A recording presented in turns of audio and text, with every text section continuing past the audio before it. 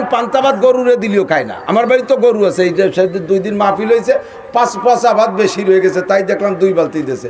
সেই 2 বালতি গরুর সামনে দিয়েছে, একবার নাক দিয়ে শুয়ে কালোই না। এরপরে জায়গা একটু ভালো ছিল যে করে তার এক চুমুক খাইয়ে উপর দিকটা ঘাটকে আর করে ঢেক ছাড়ি দিয়ে কাকা এনটা সিট আছে তো, নালি কিন্তু বালতি শেষ পর্যন্ত খাওয়া যাবে না। গরুতিও পান্তা ভাত খায় না, কতক্ষণ সেই পান্তা ভাত 3000 টাকা দিয়ে 1 প্লেট কিনে খাবে বলে এখন থেকে দাঁত মাঝে রেডি হচ্ছে পয়সা পয়লা বৈশাখ। যা গরুতিও খাতে চায় না সেই পান্তা ভাত বলে 3000 টাকা দিয়ে কিনে খাবে। সাউরি গ্রামের সাউরি, উনি তো ওই পয়লা বৈশাখের পান্তা ভাতের স্বাদ বোঝে না, ওর কদর বোঝে না। গেছে পয়লা বৈশাখে জামাই বাড়ি, 4-5 দিন আগে গেছে জামাই সাউরির এই পয়লা বৈশাখের পান্তা ভাত খাওয়াবে বলে সে যে বটমূলে লাইন দিয়েছে, মমতাজের পাশে লাইন পাইছে।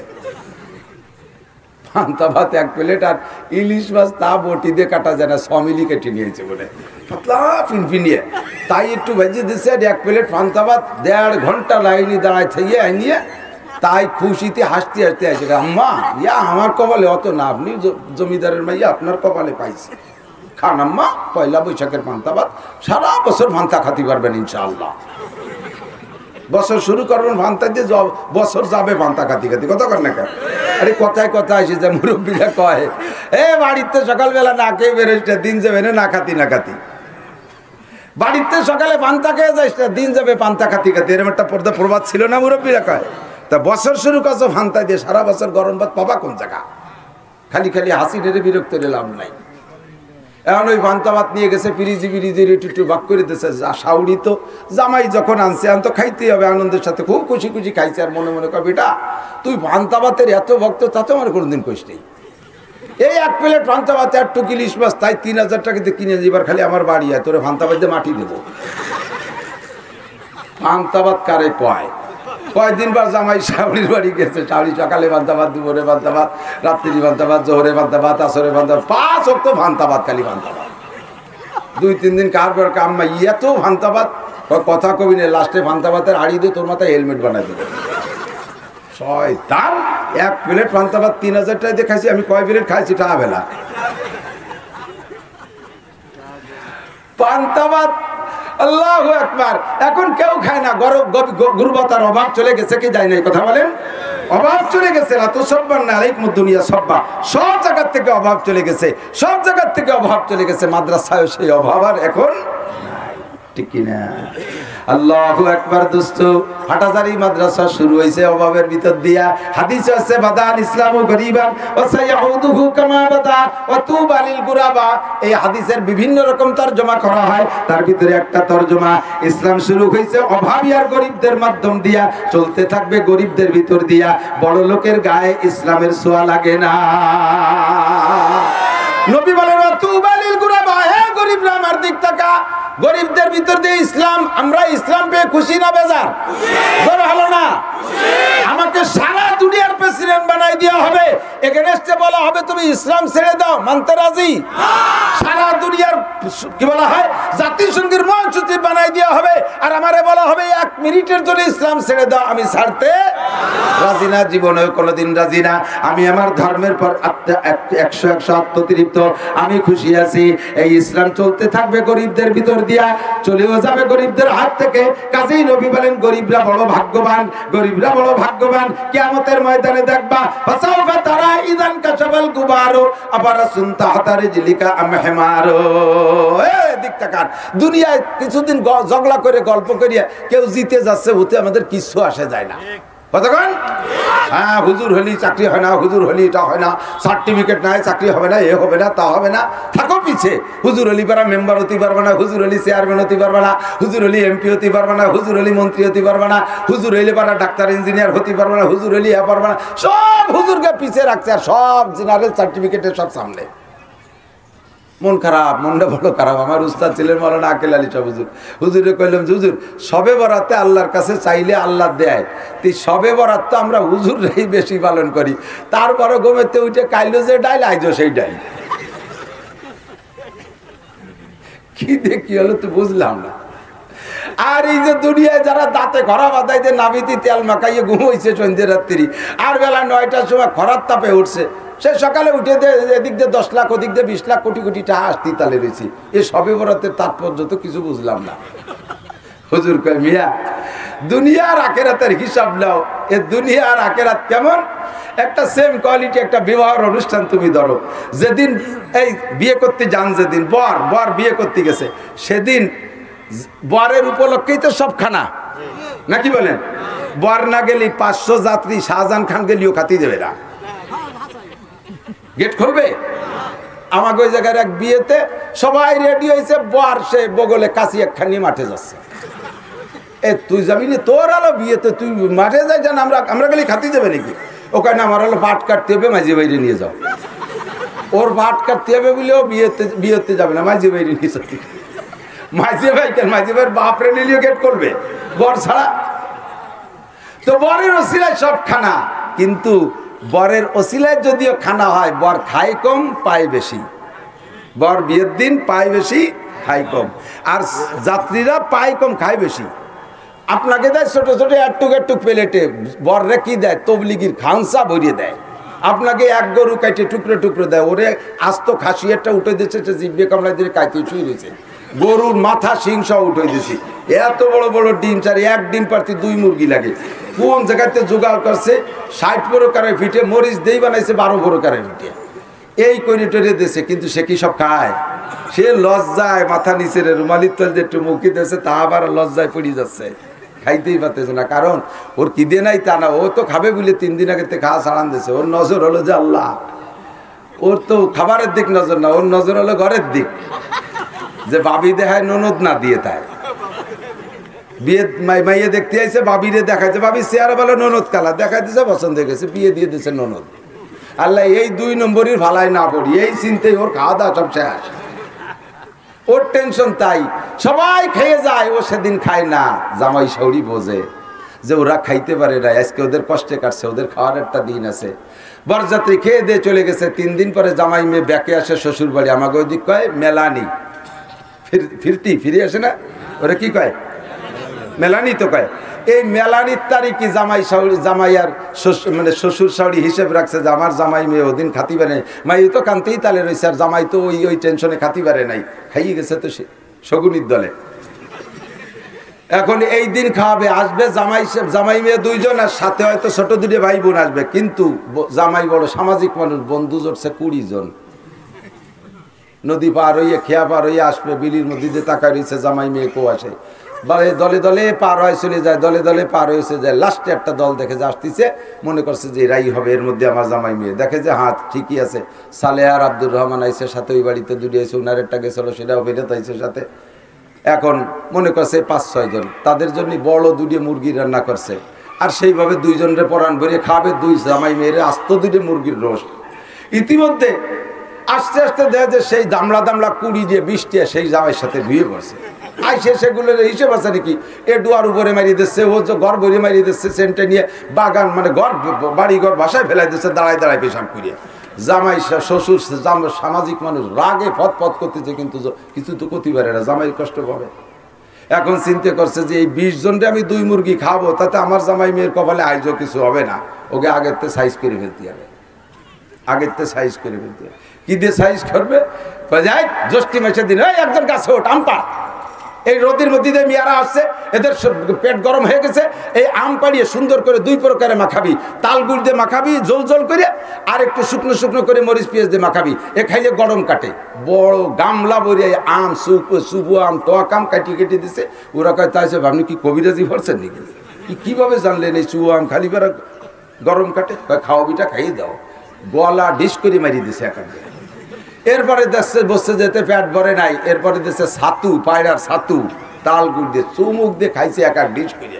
এরপরে নামায় দিয়েছে পুকুরি, ছাতু আর চুবু আম পেটে যাইয়া পুকুরির মধ্যে গাবলা গাবলি করতে ভুলিয়ে এক করে সিলিন্ডার বাস্ট হয়ে যার মতো। মুরগি 2টাই রান্না হয়েছে, টেবিলি খাবার দিয়ে কয় আমি আর তাড়াতাড়ি আসো, খানা রেডি। আইসে টেবিল সামনে করে গল করে দেখছে, আরে তাই যা চুয়া আমার ছাতুতি বেরিয়ে গেছে। এই সময় সালেহ আর জামাল 2 জন 2 মুরগি সাপ আজকে ওকে টক আমার ছাতু দিয়ে বড় হয়ে দিছে, আর খাইতে খেয়ে গেছে সালেহা আর জামাল। কথা কোন ঠিক না? ও দোস্ত, এ দুনিয়া আলো ছাতু আর টকাম, খা জম্মের খাওয়া। আমাদের খাওয়ার তারিখ আছে মেলানির তারিখ। কথা বলেন ঠিক না? আমরা জান্নাতে যে খাবো, একটু টেনশন করার দরকার নাই। পিছে রাখছে আমরা, আমাদেরকে পিছেই থাকি, সামনে আমরা যাব না। সামনে আমাদের যাওয়ার একটা দিন আছে, সামনে আমাদের যাওয়ার দিন আছে। এই পুলিশ লাইন দেখেন, পাশে তো পুলিশ লাইন আছে। পুলিশ লাইন দেখবেন শীতের ভোরবেলা প্যারেড করায়। সামনে বড় পুলিশ লাইনের ভিতরে পুকুর আছে, 500 পুলিশের লাইন দিয়া একজন কমান্ডার প্যারেড করায়। লেফট রাইট লেফট করায় না, লেফট রাইট করায়, আর সামনের দিকে হাঁটে। ইংরেজিতে কয় লেফট রাইট লেফট, যেহেতু বামপন্থীদের কাছ থেকে ভাষাটা আনা হয়েছে, এই জন্য বাম ডাইন, বাম দিয়ে শুরু বাম দিয়ে শেষ, মাঝে একবার ডাইন। আর আরবিতে লেফট রাইটের আরবি হলো মিন সার মিন, ডাইন বাম ডাইন দিয়ে শুরু, ডানিয়ে এসে শেষ। বাহারহাল লেফট রাইট করাতি নিয়ে গেছে একেবারে মাথায়। 500 পুলিশের লাইন দিয়েছে। 500 পুলিশ যদি লাইন দেয়, সবচেয়ে সামনে একজন পুলিশরা, আর 500 পুলিশের পিছনে একজন পুলিশদের সবচেয়ে পিছনে। কারণ পিছনের পুলিশটার মন খারাপ, আজকে আমার এইভাবে পিছিয়ে রাখলো, স্যার কিভাবে লাইন দিল, আমারে পিছিয়ে রাখলো, মন খারাপ। আর সামনে আলাদা খুশিতে লাভাচ্ছে, দেখ আজকে আমি আগে আছি। এই করতে যখন সামনে পুকুর চলে গেছে, ফিরে লেফট রাইট করলে লাফায় পানির মধ্যে পড়তে হবে। শীতকালে ভরে তার সবগুলোরে সুবই উঠানো যাবে না, ওই জায়গায় থেকে ব্যাকে ফিরে আনে। কিভাবে ফিরে জানেন? এরকম ঘুরিয়ে আসে না, জায়গায় দাঁড়ায়, যার জায়গায় দাঁড়াও, আটা বন্ধ করো, দাঁড়ায় গেছে। এবার ইংরেজির গায়ে যার পিছে বেরো, যার সে দাঁড়ানো অবস্থায় যার পিছে ফেরছে। এবার কোন দিক কি হয়েছে? সবচেয়ে আগে যেটা ছিল সে সবচেয়ে পিছে, আর সবচেয়ে পিছে যে ছিল সে সবার আগে। ঠিক কি ঠিক না?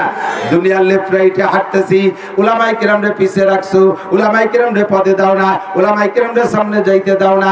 লেফট রাইটে তোমরা আগে। হাঁটতে ওয়াইল দুজক জাহান্নামের পুকুর যখন সামনে আসবে, আল্লাহ পাক পিছনে রাখছে জান্নাত। এবার ফেরেশতা দাঁড়ায় বলবে, জিবরিল আলাইহিস সালাম, যার পিছে বেরো। আপনারা, আমরা আলেম উলামারা, মুসলমান দিনদার যারা, পিছে ফিরে দেখবেন জান্নাত। আল্লাহ তাআলা বলবেন এই কয়জনের জান্নাতের দিকে নিয়ে যাও, আর যে কয়টা জাহান্নামের কাছে যাও, ওই কয়টার পিছন থেকে জাহান্নামের দিকে নিয়ে যাও। দুনিয়ায় ঠগাইছো, এই ঠগার জবাব হবে আখিরাতে। কথা বলেন ঠিক কি ঠিক না? ও দোস্ত, ইউরিদুনা লিউতফিউ নূরাল্লাহি বিআফওয়াহিহিম ওয়াল্লাহু মুতিম্মু নূরিহি ওয়ালাউ কারিহাল কাফিরুন। অভাব চলে গেছে ভাই নাই, অভাব চলে গেছে, উলামায়ে কিরামেরও অভাব চলে গেছে, মুসলমানদেরও অভাব চলে গেছে।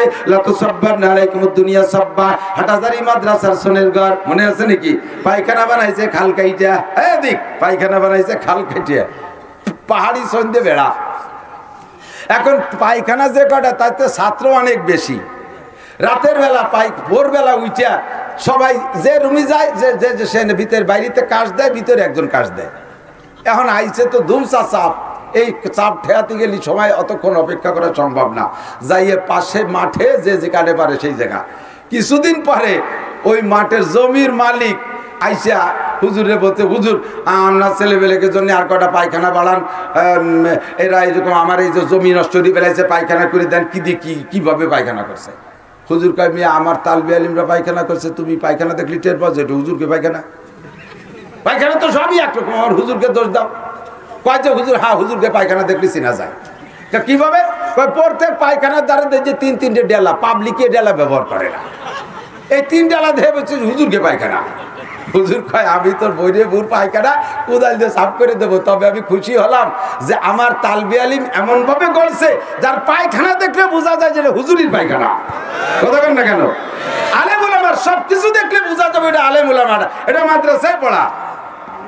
আমার তালবে আলিম, হাটাজারি মাদ্রাসার তালবে আলিমের পায়খানা দেখলে বোঝা যায় এটা মাদ্রাসার ছাত্র পায়খানা। হুজুর খুশি।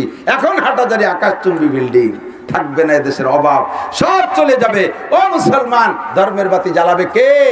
জোরে বলেন না, কে জ্বালাবে? কেউ নিভাইতে চলে তার মুখ পড়বে। ঠিক কি ঠিক না? সেই ইংরেজ আইসা 80,000 মাদ্রাসা, হাজার মসজিদ, লক্ষ উলামায়ে কিরাম শেষ করছে। যে পরিমাণ মারছে, বর্তমানে তার চেয়ে বেশি না কম আছে? বেশি না কম আছে? কম না বেশি আছে? হাজার গুণ বেশি তৈরি হয়ে গেছে, কথাখান ঠিক না? এমন বড় বাড়ছে আল্লাহর রহমতে। আমি যে কথা বলবো বলে এত খানিক ধরে করছি সেটা হলো, এখন আমাদের এই জেলার আলেম উলামা ওয়াজ করতে আর এক জেলায় যাওয়া লাগে না। আমার গুবাইলে মৌলবী মাদারীপুর লাগে না, মাদারীপুরে হুজুরদের শরীয়তপুর টাকেল দেওয়া লাগে না, শরীয়তপুরে হুজুর দেয় শরীয়তপুর যথেষ্ট, মাদারীপুরে হুজুর দেয় মাদারীপুর যথেষ্ট, গোপালগঞ্জে হুজুর দেয় গোপালগঞ্জ যথেষ্ট, বাংলাদেশের হুজুর দেয় বাংলাদেশ যথেষ্ট। কথা বলেন ঠিক কি ঠিক না? একটা মাসালার জন্য আমি তো বলে থাকি মাঝে মধ্যে, এটা দুঃখের সাথে বলি, আমরা উলামায়ে কেরাম মাদ্রাসা শিক্ষা নিয়ে আমরা এস্টাবলিশ, যে শব্দটা ভাষা ব্যবহার এস্টাবলিশ শব্দ ব্যবহার করা ঠিক না, তবে তারপরেও বলতে পারি যে ধর্ম প্রচারের দিক দিয়ে, ধর্মীয় শিক্ষার দিক দিয়ে যতটা উন্নত হওয়া দরকার তার 100% উন্নতিতে আছে বাংলাদেশের উলামায়ে কেরাম। বলেন আলহামদুলিল্লাহ, বলেন না আলহামদুলিল্লাহ? আবার বলেন ঠিক না বেঠিক? ঠিক না বেঠিক? আল্লাহু আকবার। যেমন এদিক থেকে অন্য কোন ডিপার্টমেন্ট পূর্ণতায় পৌঁছতে পারে নাই। বাংলাদেশ সরকারের গভর্নমেন্টের যে আয়, সরকারি যে ইনকাম, রাজস্ব ইনকাম, এটা কোন খাতে কত ব্যবহার করে জানেন? মাননীয় মন্ত্রী মহোদয়ের কাছে শুনে দেখতে পারেন।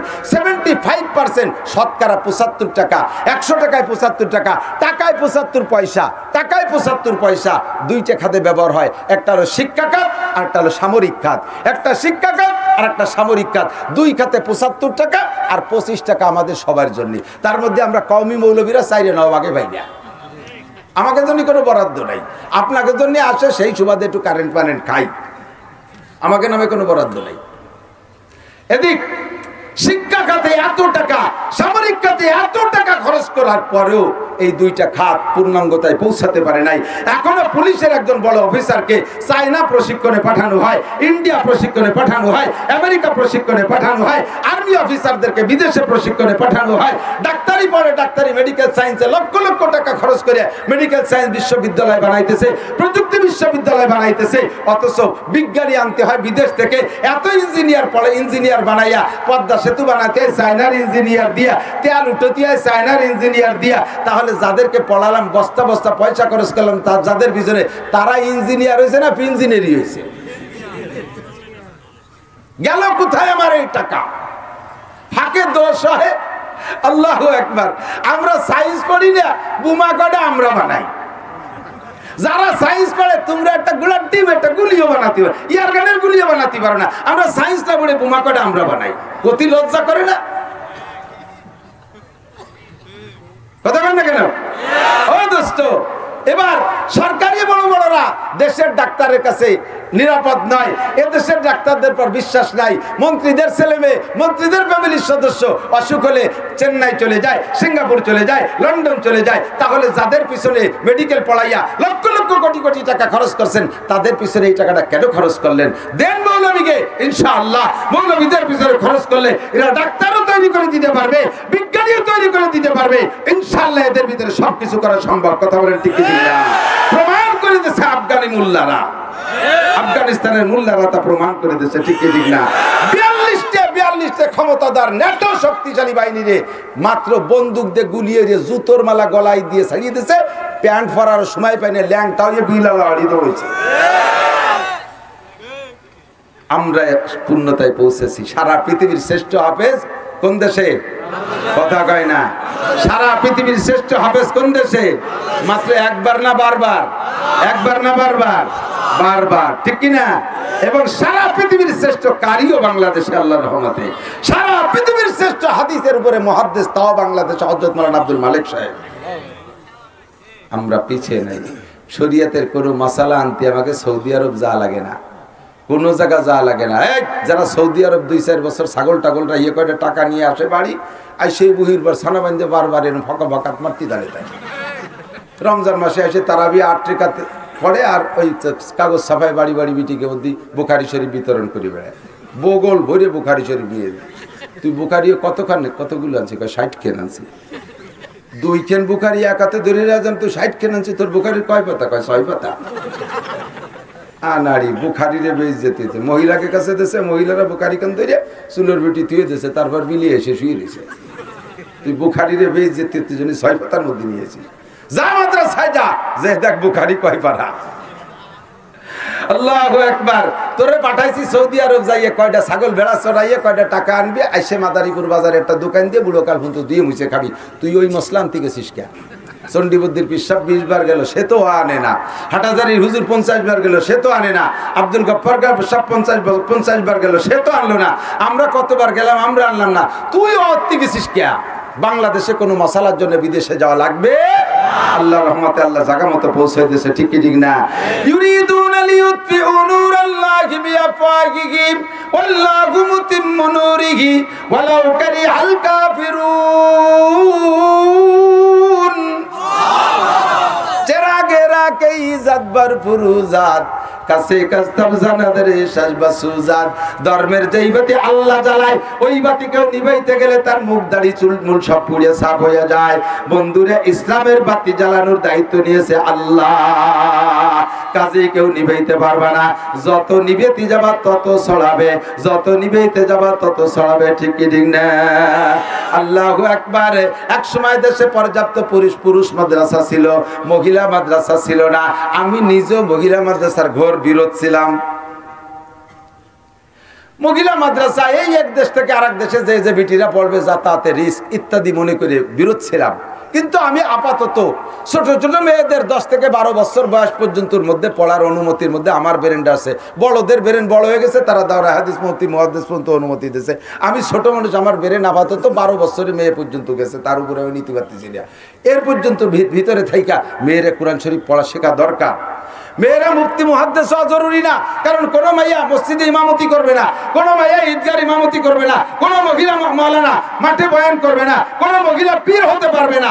সব এগুলো সব বড় পুরুষের দায়িত্ব। কাজেই কোন মহিলা এই জাতীয় বড় ফতোয়া দিয়ে বেড়াতে পারবে না। এই সমস্তগুলো দায়িত্ব আলেম উলামা পুরুষের জন্য। মহিলারা পড়বে কতটুক, তার দৈনন্দিন জীবনে যতটুক লাগবে ততটুক। তলাবুল ইলমি ফরিদাতুন আলা কুল্লি মুসলিমিন ওয়া মুসলিমাত। দ্বিতীয় ইলম শিক্ষা করা যার জীবনে যতটুক লাগে, আরবিতে বলে তলাবুল ইলমিল হাল। দৈনন্দিন জীবনে যতটুক লাগে এতটুক ইলম প্রত্যেকটা নারীর শিক্ষা করা ফরজ। আমরা মাঠে ময়দানে বলে দিলে এই পরিমাণ শিখতে পারে না। এই জন্যই তাদেরকে প্রাথমিক শিক্ষাটা দরকার আছে। একজন মেয়ের কতটুকু দরকার আমি তো জানি। আমি মক্তবে পড়াইছি। যখন মাদ্রাসায় ছাত্র ছিলাম তো অভাবের কারণে মসজিদে ইমামতি করতাম। খুব অভাব, আমার আব্বাই 1 টাকাও দিতে পারে না আমার পড়ার জিন্দেগিতে। কাজে আমি একটু বড় হওয়ার সাথে সাথে সেই থেকে একটু ইমামতি করি, আর 2-4 পয়সা যা কামাই করি তাই দিয়ে ছোট 2 ভাইকে নিয়ে পড়াশোনা করি। সেই সময় থেকে জানি মক্তবে আইসে মহিলাদের কাছ থেকে কোরআন শরীফ পড়া শিখছে। এরপরে আসছে আমার মক্তবে আইসে কা হুজুর আমি 3 খতম দিয়েছি। আমি কই তাই তুই আমার হুজুর, আমি সারা জীবনে 1 খতম দিতে পারি, তুই 3 খতম দিয়ে আমার কাছে ভর্তি। বড় দিক কি বড়? আল্লাহু আকবার। এই সাপলার পড়া ও কোরআন শরীফই নাই, কোরআন শরীফের বাইরেতে ভর্তিছে। 3 খতম দিয়ে আসছে। বলতে গেলে হাসতে হাসতে মরে যাবেন, এমন পড়া পড়ে। আউযুবিল্লাহ বিসমিল্লাহ শুনলি শয়তান ও বমি হতে চলে যায়। আউযুবিল্লাহি মিনাশ-শাইতানির রাজিম বিসমিল্লাহির রহমানির রহিম। এর শুরু আছে, এরপরে যা ভরছে আল্লাহ। আমি কই মনা থামো, ফিরে আলিফ বাইতে পড়তে হবে। হুজুর আমার আল্লাহ আর 1 সপ্তাহ পর বিয়ে হবে, শেষে কি হবো? এই যে কোরআন শরীফ ধরাই দিয়েছে, ওই কোরআন শরীফ দিয়ে নামাজ পড়লে মহিলাদের নামাজ হবে? কথা বলেন হবে? নামাজ হবে না। নামাজ ভাঙার কারণ কয়টি? 19টি। জোর হলো না? কয়টি? 19টি। নাম্বার 1 নামাজে অশুদ্ধ পড়া। নামাজে অশুদ্ধ পড়া শুধু কিরাত না, তাকবীরের মধ্যে অশুদ্ধ। আমার বাড়ি, আমার ইউনিয়নটা গোল, মাঝখানে একটা মাঠ, চতুর্পাশে গ্রাম। আমার বাড়িটা একেবারে মাঠের পাশে। প্রত্যেক ওয়াক্তে 17-18টা আজান শুনি। এই 17-18টা আজানই 17-18 প্রকারের। একজনকে আল্লাহু আকবার, আল্লাহু আকবার, আরেকজন আল্লাহু আকবার, আল্লাহু আকবার। এই যে কত বদের আজান, 17 প্রকার। আজান কি 17 প্রকার? কয় প্রকার? একামত কি 17 প্রকার? 1 প্রকার। একামত দেয়। 4 বছর একামত মস্ক করাইছি, তারপরে কদিন শুনো আজকে আল্লাহু আকবার, আল্লাহু আকবার, আশহাদু আল্লা ইলাহা ইল্লাল্লাহ, আশহাদু আল্লা ইলাহা ইল্লাল্লাহ, আশহাদু আন্না মুহাম্মাদুর রাসূলুল্লাহ, আইউলাতের সালাহ, আইউলাতের সালাহ, আইউলাতের ফালাহ, আইউলাতের ফালাহ, ওয়াদ কাদামি সালাহ, ওয়াদ কাদামি সালাহ, আল্লাহু আকবার, আল্লাহু আকবার, লা ইলাহা ইল্লাল্লাহ। এ শোনেনও নাই মনে হয় কোনদিন। কত রং বেরঙ্গের, সেই কুটিকালেতে তো ইমামতি করি, এজন্য এই অভিজ্ঞতা আমার খুব বেশি। কোরআন শরীফ পড়ে কিচ্ছু হয় না, দোয়া করুত পড়েন, যারা ভালো পড়েন তারাই কি পড়েন জানেন? ওয়ানাশকুরুকা ওয়ালা নাকফুরুকা, বলেন। এই যে এখনই কইছে ওয়ানাশকুরুকা, ওয়ানাশকুরুকা, না আসলে টান হবে না। ওয়ানাশকুরুকা, বলেন ওয়ানাশকুরুকা ওয়ালা নাকফুরুকা। আপনি কি বলছেন? যারা স্বাভাবিক ওয়ানাশকুরুকা ওয়ালা নাকফুরুকা, ওয়ানাশকুরুকা ওয়ালা নাকফুরুকা, তর্জমা কি জানেন? ভালো আসলটা তর্জমা হলো, আল্লাহ তোমার নিয়ামত খেয়ে শুকর আদায় করি, জীবনেও নাফরমানি করব না, তোমার নিয়ামতের কুফরি আমি করব না, লা নাকফুরুকা। কিন্তু আপনি পড়ছেন ওয়ানাশকুরুকা ওয়ালা নাকফুরুকা, তর্জমা কি? আল্লাহ এতদিন খাইয়ে শুকর আদায় করছে, আর জীবনেও পারবো না, এখন থেকে নাফরমানি করবই। লামে তাকিদ, উলামায়ে কিরাম বলে লানাক ফুরুকা মানে লামে তাকিদ না, অবশ্যই তোমার নাফরমানি করব। ঈমান থাকবে? নামাজ তো দূরের কথা, ঈমানই থাকবে না। কতক্ষণ? কুল ইয়া আইয়ুহাল কাফিরুন লা আ'বুদু মা তা'বুদুন। হে নবী বলে দাও, হে মুসলমান বলে দাও, হে কাফের সম্প্রদায়, তোমরা যে 33 কোটি দেবদেবীর পূজা করো, ওই পূজা আমি কোনোদিন করিও না, করব না। চার আয়াতের মধ্যে ঘুরে ঘুরে ফিরে একই কথা, সামান্য পার্থক্য। লাস্টে বলে দিয়েছিলাম কুম দীনুকুম ওয়ালিয়া দিন, তোমরা যাকে দিন মনে করো তোমাদেরটা নিয়ে তোমরা তাকে প্রতিদান তোমরা পাবা, ওয়ালিয়া দিন। আর আমার কাছে যেটা আছে এইটাই একমাত্র দিন। আমার আল্লাহ বলেছেন ইন্নাদ দীনা ইনদাল্লাহিল ইসলাম, আমার দিনের নাম ইসলাম, আমি আমারটা নিয়ে থাকবো, এর প্রতিদান আমি পাবো। কথা বলেন ঠিক কি ঠিক না? কিন্তু আপনি বলছেন কি কুল ইয়া আইয়ুহাল কাফিরুন লা আ'বুদু মা তা'বুদুন, লারে টানেন নাই, তরজমা কি হইছে?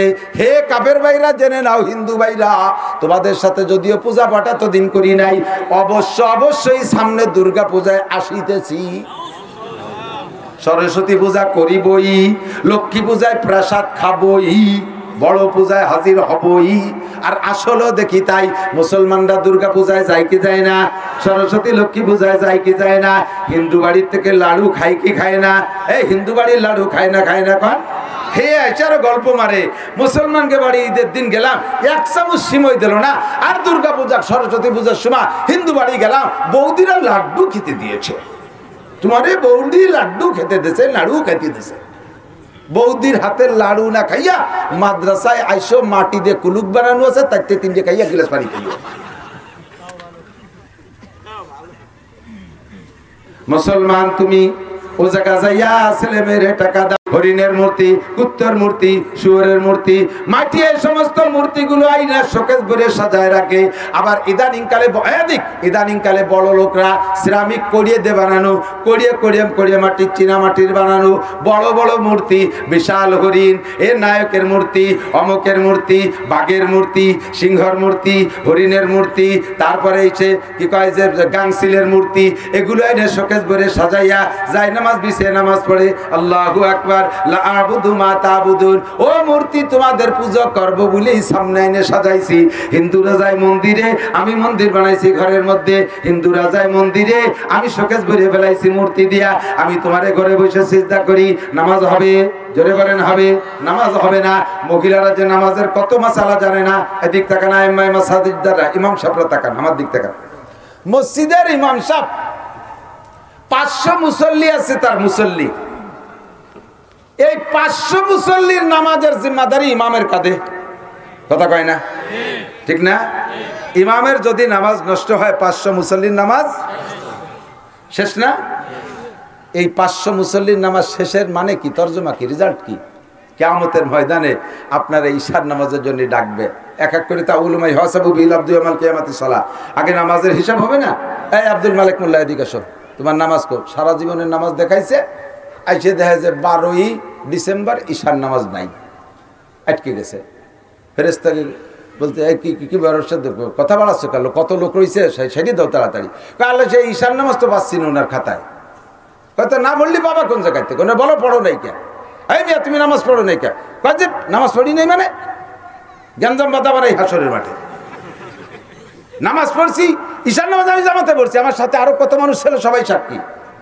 এক এক করে ডাকছে, কে সাক্ষী? অমুক সাক্ষী, ডাক দাও। দেশে সে সাক্ষীর খাতায়ও নাই।